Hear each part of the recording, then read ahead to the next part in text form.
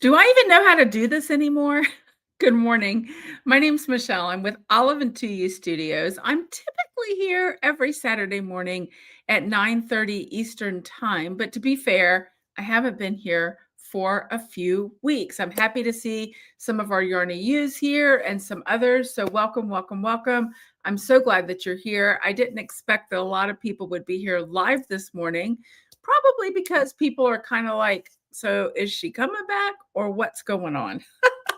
So today's going to be a little bit of a different Saturday morning, just because what we're going to do today is I'm going to update you on what's been going on. I'm going to give you some updates on some knitting, and then we're going to call it a day today. Today is my first day back. I think this is 3 weeks that I have been really, I've been really sick with pneumonia. I've never had pneumonia in my life.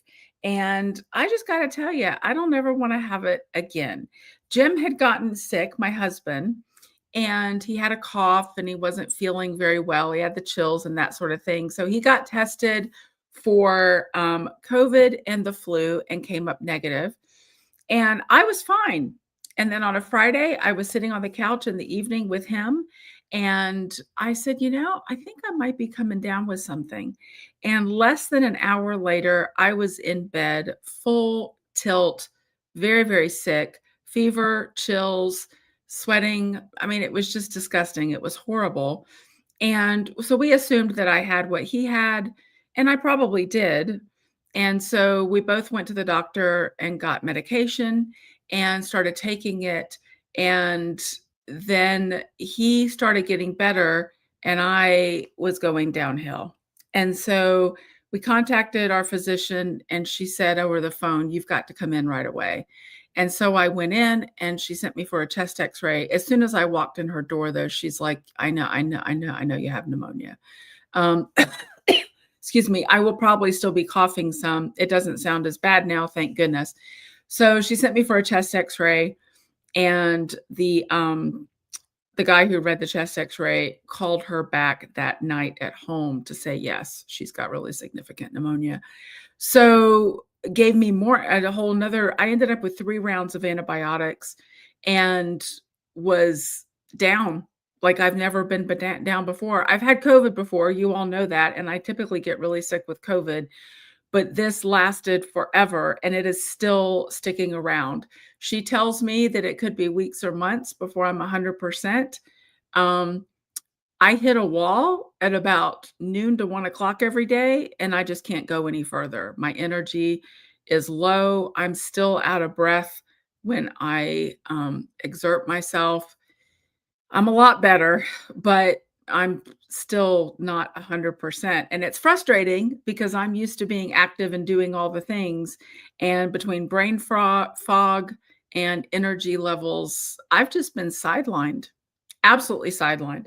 So I'm not going to focus on that. It'll be fine. I'm definitely getting better. The doctor just keeps saying, you just got to hang in there. It's going to take time. You've got to rest. I've been taking naps during the day, which I've never, ever been known to do in my life. Excuse me, unless I'm really sick. And apparently it's something about the chest, the lungs are healing. And so it takes the resources from the rest of the body. So that's what's been going on. I have not absconded to another country or done anything crazy. I've just been really sick. So I appreciate all of your prayers. Many of you have reached out, sent notes, sent text messages, and checked in. And I apologize if I didn't always respond as quickly as you might have expected. I've not been on social media a lot. I've just really been in the background. This is the hardest I've ever been hit by an illness. And I keep being advised that I cannot push myself. And I feel bad about that because I feel like a baby, like, oh, come on, Michelle, just pick up, get dressed and get on with it, which is how I felt in the beginning for sure when I was just laid out in bed. But I ended up in tears one day because I was like, I just feel like I'm just supposed to get up and get on with it. And I didn't have it in me. So I apologize for that. I apologize for being invisible. And I'm just now slowly, very slowly starting to dig out with emails and messages and all the things. So thank you so much for your patience and grace. Today's not going to be a full-on podcast. I just don't have it in me, and I wasn't able to prep like I usually do. And I thought, I would rather come on here and be on screen and just have a chat, just have an off the cuff chat. Well, let's face it, when do I do anything that's not off the cuff, right? But just have a chat and let you know where things have been, where things are, and where things are going. So that's what's been happening. And like I said, I really appreciate those of you. I appreciate all of you, everybody who's given me the grace to be able to take care of myself. And for those of you, especially who sent cards or messages and stuff, I'm so, so grateful. So grateful. So, quick knitting update. I was really, really, really hoping I could show you something awesome today, but it'll have to be next week. And I will tell you what that is. And a couple of people had commented, well, since you're down, gosh, think of all the knitting you're getting done. No, there was probably an hour's worth of cumulative knitting time because I couldn't focus and because most of the time I was in bed sleeping or listening to audiobooks. And I just didn't even have it in me to do any real knitting, but I got a little bit done just the past few days. So my BBT, you might remember this in buttered toffee. It's done except for the sleeves. It's going to get long sleeves on it, but I finally did bind off the bottom of it. And so I'm excited to get that, the long sleeves on and get it completed because I'm anxious to wear it. And then the thing I was so hoping I would have for you today, but I won't have it till next week, is my king salmon. I finished the sweater. I don't remember where we were when the last podcast, to be honest, and I didn't have a chance to go back and review it. But I know that I was really close to it. Oh, I had started the sleeves. That's right. I think that's what I had done. And when I got sick, at one point, I was like, I want to get this done. I don't have the energy to do it. So I actually packed it up and sent it off to Serena, my wonderful ghost knitter. She has finished the sleeves in like, I don't know, 2 days, finished it and shipped it back to me. And it's supposed to arrive on Monday. And that has been a light at the end of the tunnel. I'm so excited to see the finished king salmon. Yes, I cheat. I let Serena finish the sleeves. She might even do the sleeves on this. It's not that I don't know how to do sleeves or I haven't done sleeves. I have. I just get like bogged down in them. Sleeve Island is no fun for me. But maybe I'll do these myself. We'll see. But at any rate, I would think, unless FedEx has some kind of a kerfluffle, that I should have my king salmon to wear next week for the podcast. And I cannot wait for that. I'm so excited. I tried it on before I shipped it off to her, and it was the length was okay. I think once it's going to be blocked, it's going to be better. We know that typically sweaters and garments grow a little bit, stretch a little bit when they get blocked. The length was after I had tried it on before I bound it off. And I was like, yeah, that looks pretty good, taking into consideration the fact that, I had on a shirt underneath it and it still had the sleeves on cables and, all the things you have to take into consideration. And then after I bound it off, I was like, yeah, I probably should have gone another 1/2 inch, but I consoled myself by reminding myself that garments typically do grow a bit once they're blocked. So crossing all my fingers, all my toes, and hoping well, I think it's going to be just the perfect length once it's blocked. And I'm always blown away. Serena is a master knitter. She's been a guest on the podcast before, and I'm just blown away with how quickly she was able to get that completed. It is still cold here in Maine, although some days it's getting up to approaching, let's see, where have we been?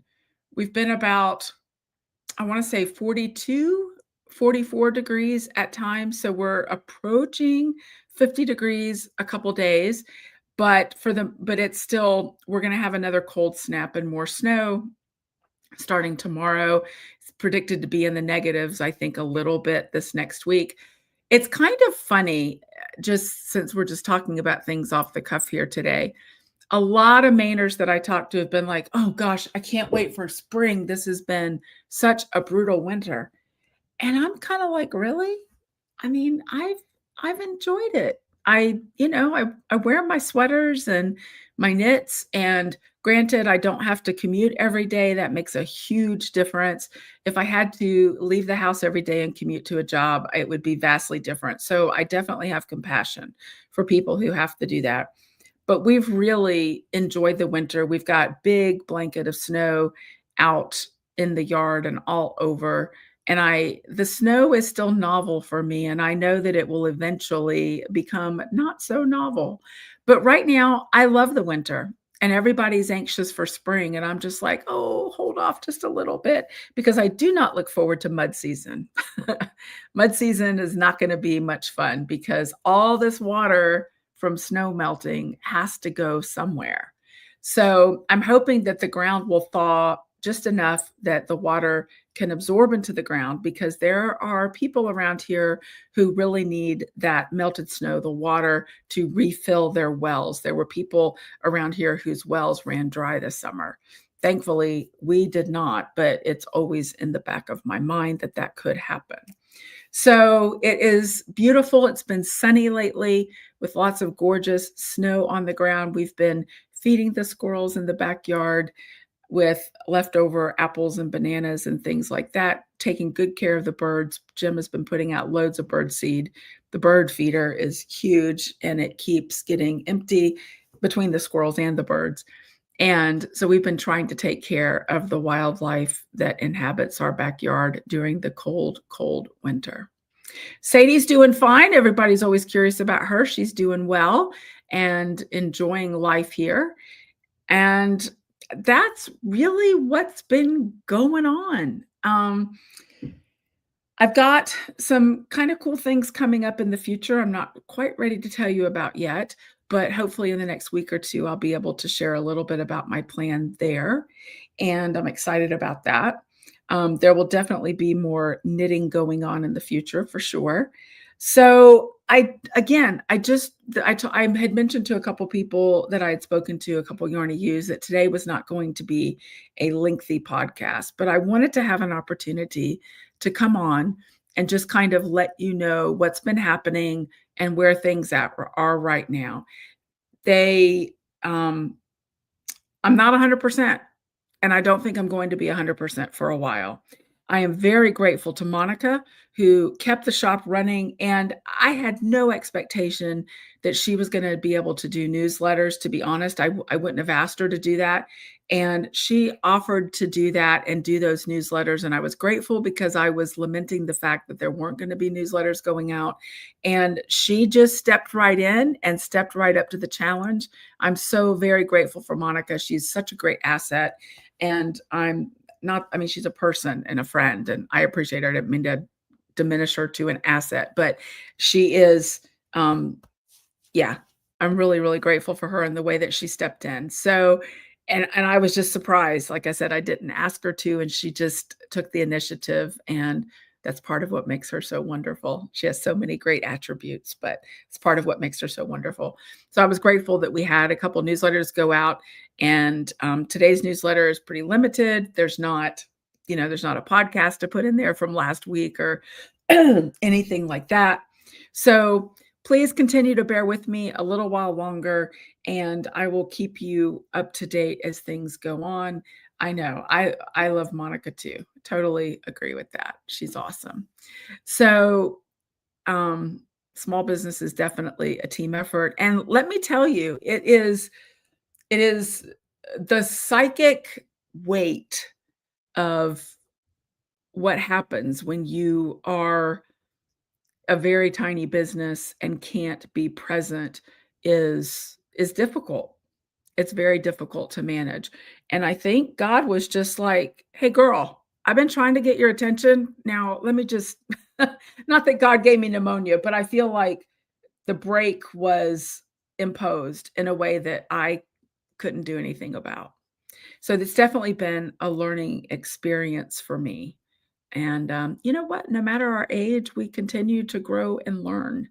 I actually did the other day, you may have seen if you're a personal Facebook friend, I made some Lorne Scottish square sausage, Lorne sausage or square sausage. Um, and because the morning times, early mornings, I have more energy and I was dying to make that. It wasn't difficult, thankfully. So I did make that and I've tried to cook a little bit, but even that has taken a back seat. So, but the good news is I am on the mend, one step at a time, and I am blessed and fortunate to have people in my life that help, that support me, and give me grace. So, with that, I hope you have a wonderful day today knitting. Do some stitching. I'm going to try to get a little in today, and then I'm going to take a nap. So, thanks for being here. I will be here next week, barring any unforeseen circumstances. So thank you so much, everybody. Have a great week, and I'll see you in the Yarn to Use. Take care.